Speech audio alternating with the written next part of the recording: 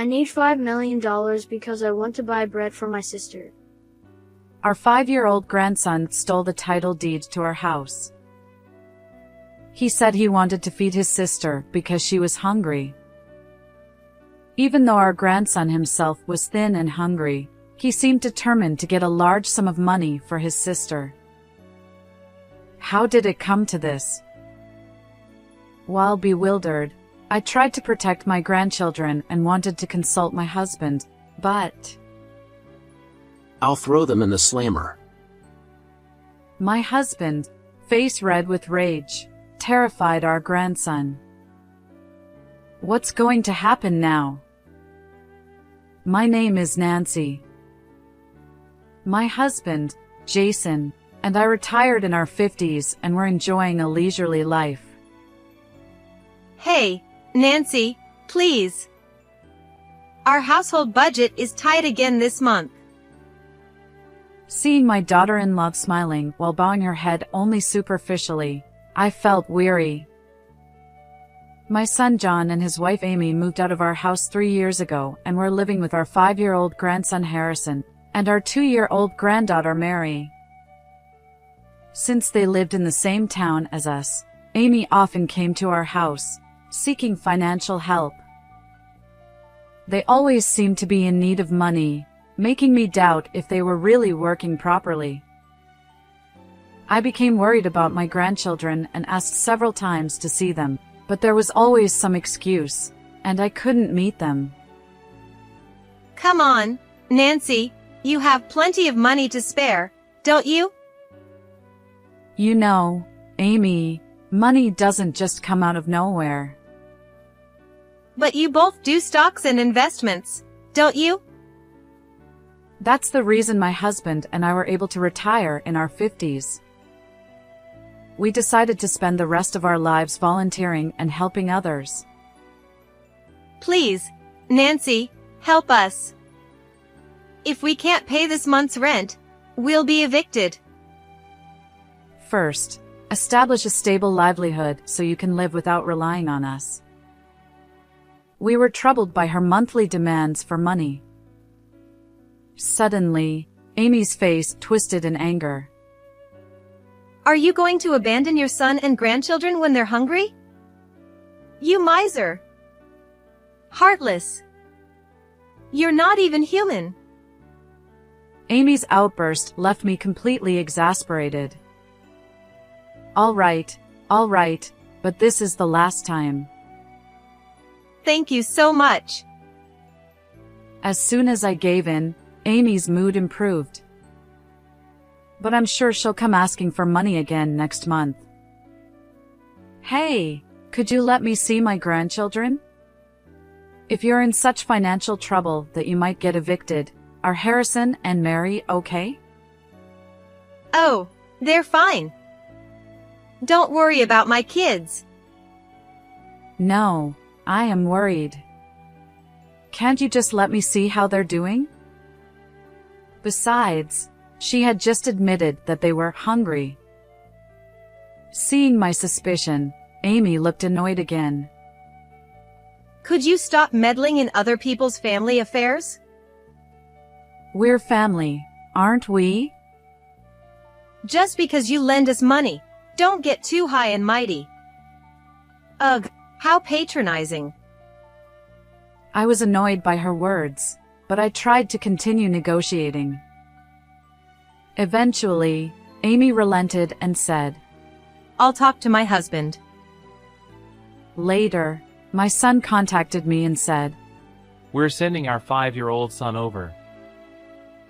The last time I saw my grandson, he was 2, so I was eagerly awaiting our reunion. Then, my 5-year-old grandson Harrison came to visit us. It's been a long time. Do you remember your grandma? I smiled at him as gently as I could, but he just looked around the room nervously. Amy came with Harrison, but quickly left, saying, All right, I'll leave him with you. Of course, he would be anxious being left alone in an unfamiliar house. Moreover, just as I had feared, Harrison was extremely thin, possibly not getting enough to eat. His clothes were also too big and ill-fitting. This is worrisome. What are John and Amy doing? I decided that whenever Harrison came over, I would at least serve him delicious meals. Additionally, when Amy came to pick him up, I gave her a small amount of money, saying, "Please use this for your children." Amy looked surprised, then smirked. Thanks for the extra cash. She kissed the envelope containing the money. I hope they don't use this for themselves. I stressed that it was for the grandchildren, but I couldn't help feeling uneasy seeing Amy's reaction. And there was something else that had been bothering me. It seemed that Harrison had been exploring the house whenever I wasn't looking, often rummaging through drawers and cabinets. When I noticed and asked, "What are you doing?" he would hastily return things to their places. But as soon as I looked away again, he would go right back to the same spots. Harrison came to visit every day, and for about 3 days, he repeated this behavior, making me curious. On the 4th day, "Harrison, dinner's ready." "What are you doing?" I couldn't believe my eyes. My grandson was holding the title deed to our house. "Harrison, that's not a toy. Please give it to me." I extended my hand gently, but Harrison shook his head. I need $5 million. I was stunned by his words, but Harrison's face was deadly serious. He genuinely believed that the title deed could be sold for $5 million. "Why do you need money?" I want to buy bread for my sister Mary. I decided to listen to what he had to say. The situation in my son's household was worse than I had imagined. Mom and Dad ignore Mary even when she's crying because she's hungry. They weren't providing enough food, and they ignored Mary until she cried herself to exhaustion. Harrison must have been thinking about how he could help his sister. When I had asked to see my grandchildren, my son John saw an opportunity for his scheme. Dad said if I brought the title deed from Grandma's house, we could get $5 million and have lots of good food. My son and his wife were using Harrison to try and steal the title deed. Using a child who doesn't even understand what $5 million means to commit theft is unforgivable. Seeing my angry expression, Harrison looked anxious. What's going on, Nancy? At that moment, my husband Jason returned from his volunteer work in town.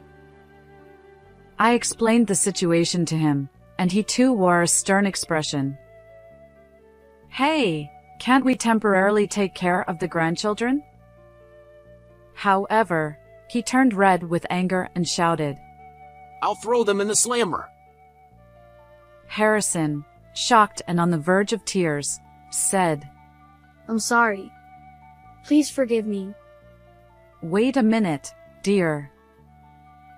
But then Jason embraced Harrison and wept. "Oh, you poor thing.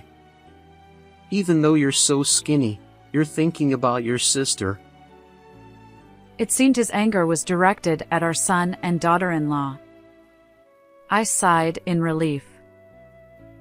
Overcome with sorrow for our grandchildren, I placed my hand on Harrison's shoulder and cried too.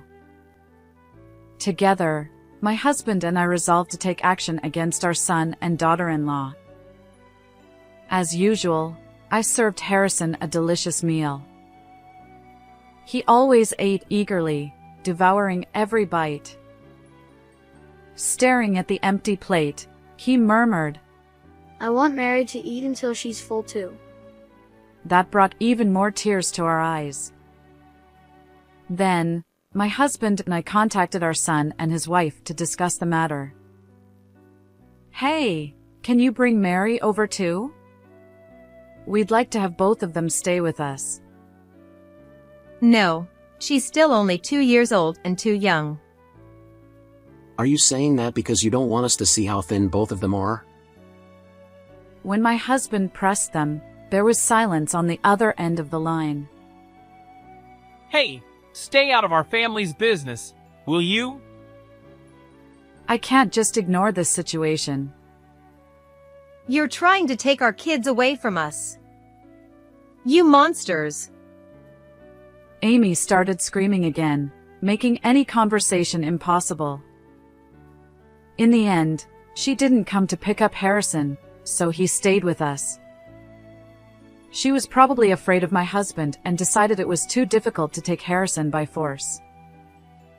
Despite being rebuffed by our son and daughter-in-law, we persisted and gathered evidence of their neglect. 3 days later, we went to John's house unannounced. What are you doing here? Get out! We're here to take Mary into our care. We told you to stay out of our family matters. Our visit caused an uproar.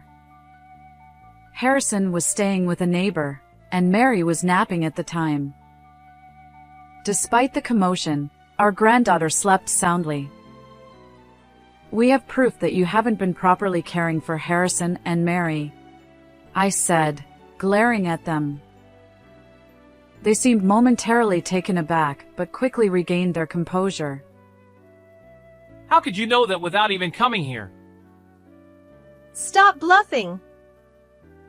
As John and Amy mocked us, I held up my phone. The screen displayed videos of them ignoring a crying 2-year-old Mary while engrossed in their phones, captured at various locations like the park and supermarket. What is this? Did you secretly film us? And I took Harrison to the hospital and got a diagnosis. He's clearly malnourished. How do you have so much time for this nonsense? Must be nice to be retired and bored. They insulted us, but it was clear their confidence was waning. I shook my head calmly.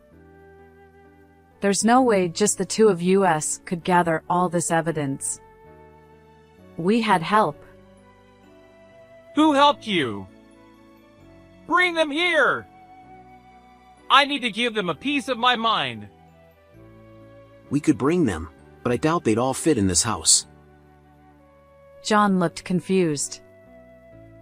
You know we've been volunteering since we retired in our 50s, right? So what? What's that got to do with anything? Through our volunteer work, we enlisted the help of the entire town. Everyone except you two. As my husband laughed, John and Amy's faces turned pale. The townspeople had listened to our story with shock and anger. When my husband asked for their help to gather evidence against you, I continued. Everyone was more than willing to assist. And asked, didn't you feel the town watching you lately? Everyone was keeping an eye on your actions. John and Amy clutched each other's hands, trembling with fear. All right, prepare to be thrown in jail. Ah! No! Wait, don't leave me. As my husband blocked the front door with an imposing stance, John and Amy, in a panic, tried to escape through the back door. However, both let out yelps and fell to the ground, their legs giving way beneath them. Gathered there were townspeople, ready with cameras and smartphones to document everything. So, what's your next move?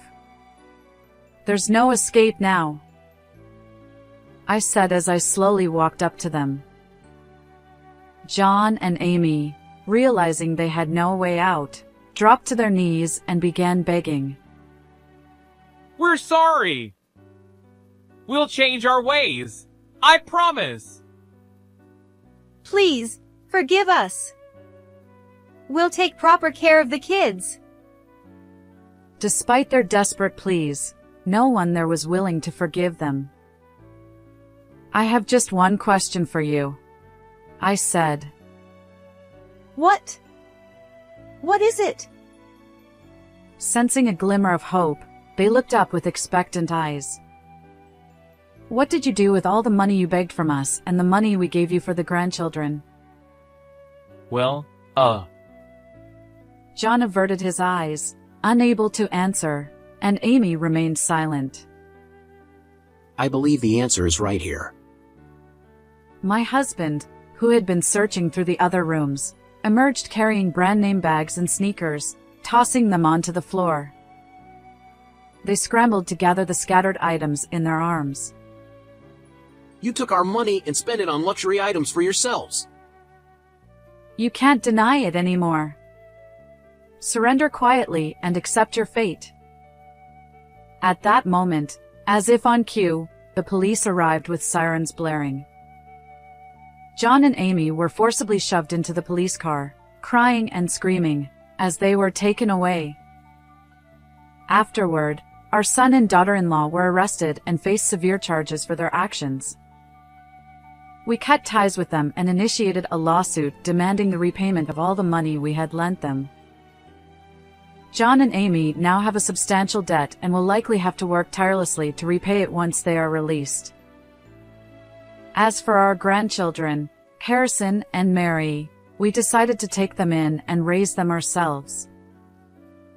When we served them meals, they cried with joy, saying, "Delicious, delicious," as they ate.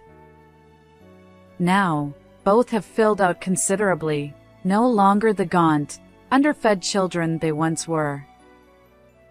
Going forward, we plan to continue living joyful, bright days filled with smiles, alongside our beloved grandchildren.